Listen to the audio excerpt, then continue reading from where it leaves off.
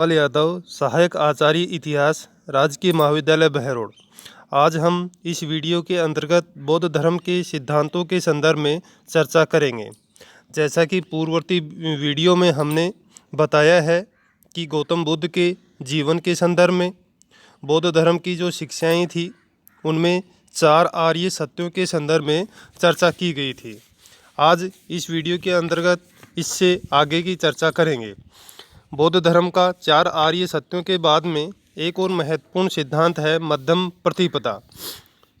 दुखों से छुटकारा पाने के लिए महात्मा बुद्ध ने जो अष्टांगिक मार्ग बतलाया है वह न तो अत्यधिक शारीरिक कष्ट व क्लेश से युक्त कठोर तपस्या को उचित मानता है और न ही अत्यधिक सांसारिक भोग विलासों को। दोनों की ही अतियां दुख के कारण हैं। दोनों के बीच का मार्ग मध्य मार्ग है, इसका अनुसरण करना चाहिए। बौद्ध धर्म में इस संदर्भ में एक उदाहरण आता है महात्मा बुद्ध के संदर्भ में तपस्या के दौरान कि वीणा के तारों को इतना भी तेज मत कसो, ज़्यादा मत कसो कि वो तार ही टूट जाएं, तथा वीणा के तारों को इतना भी ढीला मत छोड़ो कि उचित स्वर ही नहीं निकले। अर्थात कहने का तात्पर्य ये है कि बीच का मार्ग है वो अपनाना चाहिए। इसे ही मध्यम मार्ग कहा जाता है, जिसे 2 अतियों के बीच का मार्ग कहा जाता है। त्रिरत्न ये अष्टांगिक मार्ग के अंतर्गत आते हैं। शील, समाधि, प्रज्ञा ये त्रिरत्न हैं। इन्हें निर्वाण प्राप्ति का मार्ग बतलाया गया है। पंचशील अहिंसा, अस्तेय, सत्य, अपरिग्रह, ब्रह्मचर्य ये पंचशील कहलाते हैं। ये नैतिक जीवन के आधार हैं तथा गृहस्थ तथा भिक्षुक दोनों के लिए आचरणीय हैं। इनके अतिरिक्त भिक्षुओं के लिए 5 आचार के नियम और हैं। इस प्रकार भिक्षु के लिए 10 शील हैं, जैसे ऐसमय भोजन न करना, माला धारण न करना, स्वर्ण रजत आदि व सुखद शैया का त्याग। अगला सिद्धांत है अनात्म एवं अनिश्वरवाद। गौतम बुद्ध ने बताया कि संसार में प्रत्येक वस्तु परिवर्तनशील है, अस्थायी गतिशील है। बौद्ध धर्म में इसे ही अनित्यवाद या क्षणिकवाद का सिद्धांत कहा जाता है। अतः आत्मा जैसी कोई नित्य वस्तु नहीं होती है। अतः उन्होंने आत्मा के अस्तित्व को अस्वीकार कर दिया। उन्होंने ईश्वर के अस्तित्व को भी नहीं माना है। यहाँ पर एक बात ध्यान रखने की है कि यदि हम हिंदू धर्म, जैन धर्म एवं बौद्ध धर्म की तुलना करें आत्मा के संदर्भ में, तो हिंदू धर्म है वो आत्मा के अस्तित्व में विश्वास रखता है। जैन धर्म भी आत्मा के अस्तित्व में विश्वास रखता है, जबकि बौद्ध धर्म है वह आत्मा के अस्तित्व में विश्वास नहीं करता। अगला सिद्धांत है कर्मवाद एवं पुनर्जन्मवाद। बौद्ध धर्म कर्मवाद को मानता है। उनका कहना है कि मनुष्य जैसा कर्म करता है वैसा ही फल भोगता है। वे मनुष्यों की समस्त कायिक, वाचिक और मानसिक चेष्टाओं को कर्म मानते थे। यही कर्म सुख दुख के दाता हैं। पुनर्जन्म के बारे में बौद्ध मत है कि मनुष्य का जीवन उसके कर्मों के अनुसार अच्छा या बुरा होता है। पुनर्जन्म आत्मा का नहीं अपितु अहंकार का होता है। जब मनुष्य की तृष्णाएं एवं वासनाएं नष्ट हो जाती हैं तब वह पुनर्जन्म के चक्र से मुक्त हो जाता है। कार्य कारण संबंध। प्रत्येक कार्य का कोई कारण अवश्य होता है। बौद्ध धर्म का कार्य कारण का सिद्धांत प्रतीत समुत्पाद के नाम से भी जाना जाता है। प्रतीत का अर्थ है अपेक्षा रखकर तथा समुत्पाद का अर्थ है उत्पत्ति। अतः प्रतीत समुत्पाद का अर्थ हुआ कारण पर निर्भर रहकर कार्य की उत्पत्ति।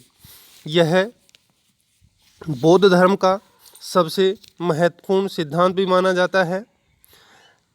बौद्ध धर्म के आधार स्तंभ यदि हम सिद्धांतों की चर्चा करें तो बौद्ध धर्म संसार को दुखमयी मानता है, मध्यम मार्ग में विश्वास करता है और ये कार्य कारण का संबंध है। बौद्ध धर्म के अंतर्गत इस सिद्धांत के 3 सूत्र बताए गए हैं प्रतीत समुत्पाद के, कि इसके होने पर यह होता है, इसके नहीं होने पर यह नहीं होता, इसके निरोध होने पर यह निरुद्ध हो जाता है।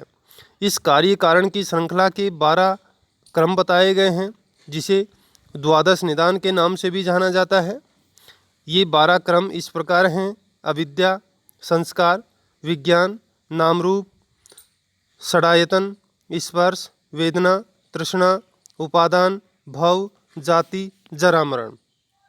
इस श्रृंखला को द्वादश निदान या भव चक्र कहते हैं। मरण इस चक्र का अंत नहीं है। मरण के बाद भी अविद्या और कर्म संस्कार रहते हैं, जो नए जन्म का कारण बनते हैं। इस प्रकार यह चक्र चलता रहता है। निर्वाण। बौद्ध धर्म में जीवन का अंतिम लक्ष्य निर्वाण है। इसका शाब्दिक अर्थ है बुझ जाना या शांत हो जाना। दुख के मूल कारण तृष्णा के बुझ जाने पर निर्वाण की स्थिति आ जाती है। निर्वाण की प्राप्ति पर मनुष्य जन्म मृत्यु के बंधनों से मुक्त हो जाता है। यदि हम इस लक्ष्य की भी तुलना करें हिंदू धर्म, जैन धर्म एवं बौद्ध धर्म में, हिंदू धर्म इसे जीवन का अंतिम लक्ष्य मोक्ष कहता है।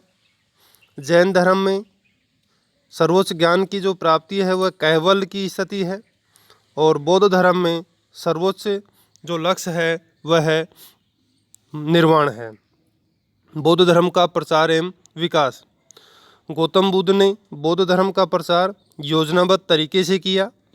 वे वर्षा ऋतु में विभिन्न नगरों में विश्राम करते तथा शेष ऋतुओं में एक स्थान से दूसरे स्थानों पर घूम घूम कर अपने मत का प्रचार करते। उन्होंने अपने मत के प्रचार के लिए बौद्ध संघ और बौद्ध विहारों की स्थापना की। यही कारण रहा कि गौतम बुद्ध के समय और कालांतर में राजासर के कारण बौद्ध धर्म का प्रचार भारत में ही नहीं अपितु चीन, Japan, Sri Lanka, Tibet, Indonesia, Burma, Korea, Nepal, Manchuria, Sumatra, Malaya, Cambodia, Vietnam आदि देशों में हुआ। अशोक और कनिष्क ने तो अपने राज्य का धर्म बौद्ध धर्म घोषित कर दिया। चीनी यात्री हेनसांग ने हर्ष के समय 10,000 बौद्ध विहारों का उल्लेख किया है, जिनमें 75,000 भिक्षु भिक्षुणियाँ रहते थे। नालंदा बौद्ध धर्म का प्रमुख केंद्र था। बौद्ध संघ द्वारा उनके मत का अधिक प्रचार प्रसार हुआ। महात्मा बुद्ध की शिक्षाओं को लेखबद्ध करने और बौद्ध धर्म भिक्षुओं में आ रहे मतभेद को दूर करने तथा बौद्ध धर्म के प्रचार प्रसार के लिए 4 बौद्ध संगीति अथवा महासभाओं का आयोजन हुआ। प्रथम बौद्ध संगीति बुद्ध की मृत्यु के तत्काल बाद राजगृह की सप्तमणि गुफा में आयोजित की गई थी। इस समय मगध का शासक अजातशत्रु था। इस संगीति की अध्यक्षता महाकश्यप ने की तथा बौद्ध की शिक्षाओं का संकलन किया, जिन्हें सूत पिटक व विनय पिटकों में बांटा गया। सूत पिटक का संकलन आनंद ने किया, उसमें बौद्ध धर्म के सिद्धांत रखे गए। दूसरा विनय पिटक, जिसका संकलन उपालि ने किया, जिसमें बौद्ध भिक्षुओं के आचार नियमों का उल्लेख है। द्वितीय बौद्ध संगीति। द्वितीय बौद्ध संगीति का आयोजन कालाशोक के शासनकाल में गौतम बुद्ध की मृत्यु के 100 वर्ष बाद अर्थात 383 ईसा पूर्व में वैशाली में किया गया। इस सभा को बुलाने का कारण बौद्ध भिक्षुओं में आए मतभेदों को दूर करना था। इस बौद्ध संगति के बाद भिक्षु संघ 2 संप्रदायों में बंट गया। एक परंपरा नियम में आस्था रखने वालों का संप्रदाय, जिसका नेतृत्व महाकच्चायन ने किया, स्थावीर तथा थेरवादी कहलाया। दूसरा, जिसका नेतृत्व महाकश्यप कर रहा था, जो परिवर्तन के साथ विनय को स्वीकार करने वालों का संप्रदाय, महासांगिक अथवा सर्वास्तिवादी कहलाया। तृतीय बौद्ध संगीति। यह महासभा मौर्य शासक अशोक के काल में पाटलिपुत्र में बुलाई गई, जिसकी अध्यक्षता मोगलीपुत्र तीसरे ने की। उन्होंने कथावथु नामक ग्रंथ का संकलन किया, जो अभिधम्म पिटक का भाग है, जिसमें बौद्ध धर्म के सिद्धांतों की दार्शनिक व्याख्या मिलती है। चतुर्थ बौद्ध संगीति। यह सभा कुषाण शासक कनिष्क के समय कश्मीर के कोंडलवन में हुई। इसकी अध्यक्षता वसुमित्र ने की तथा अश्वघोष इसके उपाध्यक्ष थे। इसमें बौद्ध ग्रंथों के कठिन अंशों पर सम्यक विचार विमर्श हुआ। इसी समय बौद्ध धर्म हीनयान और महायान 2 स्पष्ट तथा स्वतंत्र संप्रदाय में विभाजित हो गया।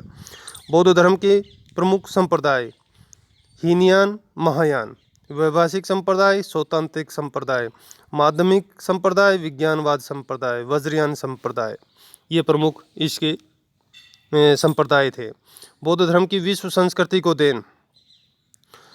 इस धर्म ने भारत ही नहीं अपितु विश्व संस्कृति के विभिन्न पक्षों को प्रभावित किया। इस धर्म ने सर्वप्रथम विश्व को एक सरल तथा आडंबर रहित धर्म प्रदान किया। बौद्ध धर्म के उपदेश तथा सिद्धांतों को पाली तथा स्थानीय भाषाओं में लिपिबद्ध किया गया, जिससे स्थानीय भाषाओं का विकास हुआ। बौद्ध संघों के संचालन में जनतांत्रिक प्रणाली को अपनाया गया, जिसको बाद में राज शासन में भी अपनाया गया। बौद्ध धर्म ने भारत ही नहीं अपितु विश्व के देशों में अहिंसा, शांति, बंधुत्व, सहअस्तित्व का आदर्श प्रस्तुत किया। इसी कारण भारत का विश्व के देशों में नैतिक आधिपत्य कायम हुआ। बौद्ध धर्म ने विश्व के लोगों में समानता का आधार प्रदान किया तथा नैतिक स्तर पर ऊंचा उठने तथा जनजीवन में सदाचार, सच्चरित्रता की भावना का विकास किया। बौद्ध धर्म ने तर्क शास्त्र का विकास किया तथा बौद्ध दर्शन में शून्यवाद तथा विज्ञानवाद की दार्शनिक पद्धतियों का उदय हुआ, जिसका विश्व के दर्शन में उच्च स्थान है। बौद्ध धर्म ने भारत के सांस्कृतिक संबंध विश्व के विभिन्न देशों से बनाए। बौद्ध धर्म की महत्वपूर्ण देन कला तथा स्थापत्य के विकास में है। इस धर्म की प्रेरणा से भारत ही नहीं विश्व में अनेक स्तूप, विहार, चैत्यगृह, गुफाएं, मूर्तियां आदि बनाई गई। बृहत्तर भारत के निर्माण में भी बौद्ध धर्म ने महत्वपूर्ण भूमिका निभाई।